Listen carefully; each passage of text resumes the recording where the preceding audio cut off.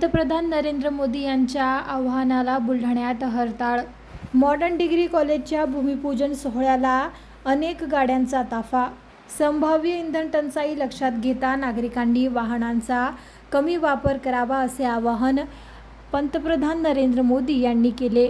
त्यांच्या आदेशानंतर अनेक मंत्री, आमदार, खासदारांनी प्रतिसाद देत आपल्या ताफ्यातील वाहनाची संख्या कमी केली आहे, तर अनेक ठिकाणी मेट्रो आणि खासगी बसेसनी देखील प्रवास करताना काही जण दिसून येत आहे। मात्र बुलढाण्यात याच आवाहनाला हरताळ फासल्याचे दिसून आले।